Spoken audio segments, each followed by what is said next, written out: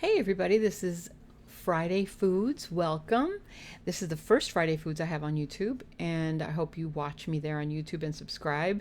You know, this audio version of my podcast has been moving into the YouTube so you can see me, but I haven't figured out how to do the texts where you can. I'm still working on it. I promise I'll get it. Uh, Working on, adding text here so that you can see, like the recipes, for example, they should pop up over here so you can see, but you're going to have to read it if you don't mind. Just read it, underneath below. So anyways, today for episode 220, it is the recipe of pasta frola. Pasta frola is an Italian dish that actually moved into South America. Is quince tart. Okay, I'm going to credit everybody that I'm getting the recipes from. This one is from, let's see, I'm going to have the links below. Okay, it's called Jenny is Baking, and it is pasta frola or quince tart from Uruguay. And I'm going to read what she wrote because it is the recipe. Okay, pasta frola is a tart from Uruguay, which is, it's not from Uruguay, it's from Italy originally, but they brought it into, when they all moved from Italy to South America and dispersed among the other countries. It's the Italian phrase pasta frolla translates to shortbread. There it is. It's shortbread or short crust pastry in English. Pasta frolla is a rich and buttery dough that's a staple in Italian cooking used by both professional pastry chefs and home cooks. It can be used to make many different recipes, including shortbread cookies and crostatas. The word shortbread comes from the crumbly texture of the biscuit, which has an old meaning of the word short. So it's hard to say, but if you use oil in this recipe instead of butter, really it's important to use butter so it'll come out fluffy and soft, crumbly but yet soft. I've seen my mother do it when she ran out of butter and she didn't have and she wanted to make it, so she used oil. It came out like a biscotti, very stiff, but it was still good because you dunked it.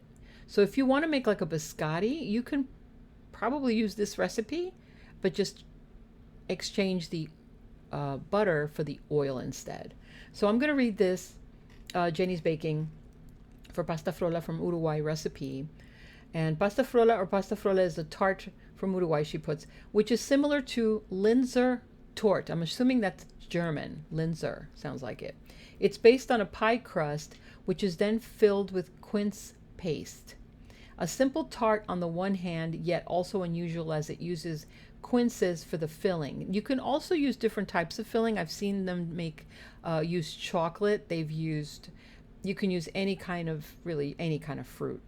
You can use anything, okay? Because you're going to make like, what do you call it? Like those lace strips from on top of it. You see the pictures that I added below. You're going to have an idea. Quince is a very common fruit in Uruguay. It is dulce de membrillo, or quince paste is basically dense jam which comes in squares and can be cut into pieces, kind of like a jello sort of.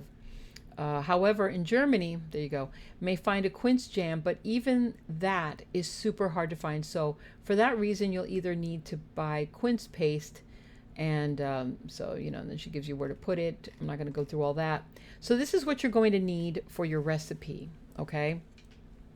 300 grams of all-purpose flour. Now, 300 grams is, so 1 1/4 cups of all-purpose flour, 80 grams of sugar, that's probably like 1 cup, and a teaspoon of vanilla extract, zest of 1 whole lemon, like an entire lemon. And if you don't know what zest is, that's when you scrape off the peel of the lemon, okay?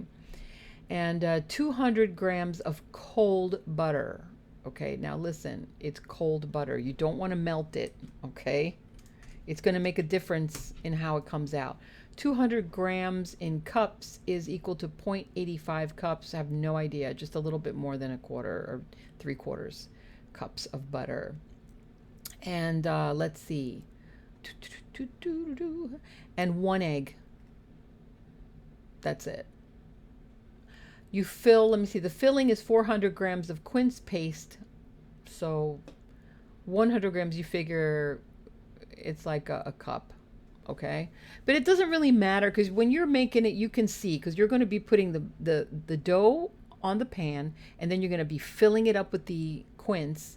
So you can see how much you want to put in there. You can make it as fat as you want. My mother makes the flour really fluffy and she puts a lot more flour, and then she doesn't measure, she just does it by sight, and then she'll put a lot more quince on there, and then cover it with the other top of the pie. So let's see, the filling is the 400 grams of quince, up to 100 grams of water, and 1 egg for the wash, and coarse sugar for the sprinkling. You don't need sugar for the sprinkling unless you like extra sugar.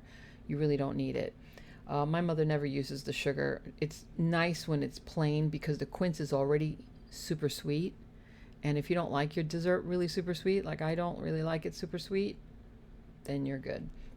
For the pie crust, you mix the flour, the sugar, the vanilla extract, and the zest of lemon in a large bowl, and then you add cold butter in small pieces, and you work into the crumbs the size of them. So add the egg, knead it briefly into a ball, and it's kind of messy because of the butter, but it's okay. And if the dough is still too crumbly, you add a little bit of water, but I mean a little bit. You don't want it wet. You want it kind of like dry. Add a splash of water. So wrap it tightly and chill for at least half an hour or overnight. Wrap it in, plastic, a little plastic, or you just cover it in a bowl. Preheat oven to 180 degrees. Then divide the dough into 1/3 and 2/3 and roll out the 2/3 first on a lightly floured surface into a circle larger than your baking form. So you transfer it to the form and cut off any overhang. Heat the quince paste or dulce de membrillo. If you use store-bought, you will need to add water so that the paste becomes spreadable.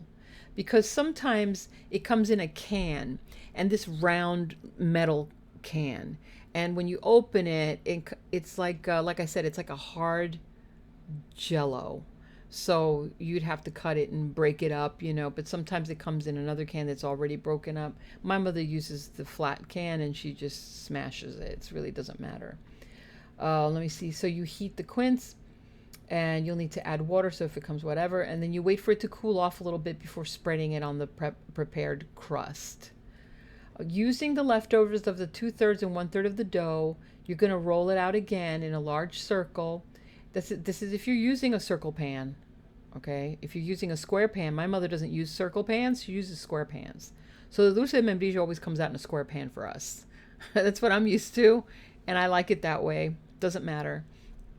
And you make the lattice pattern, lattice pattern, whatever you want to call it, which means, you put the little ribbons on top of the quince when it's on the pan, and then you overlap it across each way so it looks like that. Okay, that's lattice. You see what I'm saying? I know you know what I mean because you're smart. All right, so you can make the lattice pattern, and there it is. And I'll show you, like I said, I'm going to include this picture link so that you can see the recipe and follow with it. Bake for 35 to 40 minutes on low rack until the crust is golden. And that's when you want to put like the egg wash on top, but you don't have to. The quince tart keeps it chilled properly and can easily be shipped as a gift, which is really interesting because it keeps, Now the picture that she has here on her website, the pie seems really thin crusted. My mother's pie is super thick. It's not that thin. It's like that thick. So like I said, it depends on how you make it. Okay, you can add more flour to this and make it thicker. So that is that one. And then I'm going to include another link to a man actually making it from a show called Buen Día Uruguay, Good Day Uruguay, pasta frola de chocolate y dulce de leche, which he's going to be using chocolate and like caramel filling instead of the quince. So if you don't like quince, you can fill it up with anything, but this one's good. This is chocolate and dulce de leche. So I'm going to add that one too, so that you can see, the differences and kind of get an idea. I'll have a couple more in here. Another one is pasta frola recipe and history, which includes the history of the whole thing, of where it started and everything. So that's very interesting. And that's it. That's all I have. That was for Friday. I just figured I'd give something, which is something that my mother made this week, actually. She's almost 90 and she's still making stuff. So it was delicious. It's hard to have just one piece, but I can tell you, if you're diabetic, be careful, because this is really a lot of sugar, and you want to be really careful when you eat this, especially if you're like on a diet or something, or you're trying not to. Yeah, this is not good, but it's delicious, and you're gonna thank me. Like I said, keep the crust, keep the flour. You can fill it up with anything you like. Doesn't have to be this, but it's a good shortbread recipe. In fact, you can just use the regular flour part, the dough, and cut them into cookies and sprinkle a little sugar on it, and you can make shortbread cookies. Or, in my thought is, you can add nuts to that recipe and then make little shortbread nuts with like little, shortbread cookies with little nuts in it, or crumble the nuts on top. So many ideas. Anyways, nice cup of Stelo, nice hot cup of coffee. Anyway, okay. So that's all I have. Enjoy keeping it under 15 minutes so I don't bore you to tears. And thank you for listening. Saturday is going to be Sábado. I'm just going to keep going with the pasta frola recipe on Saturday. So Sábado is going to be everything in Spanish, which you just heard here in English. And we'll start that way. Trying to catch up on my videos and trying to do the best I can with keeping them organized on the YouTube platform. So if there's anything that you want to know, or any other ideas that you'd like to share, please do comment. Let me know if you made the pasta frola and how it came out for you. I would love to know if it came out all right, or if my instructions were clear. And that's all. So thank you again. God bless you. And what do we say? We say ciao.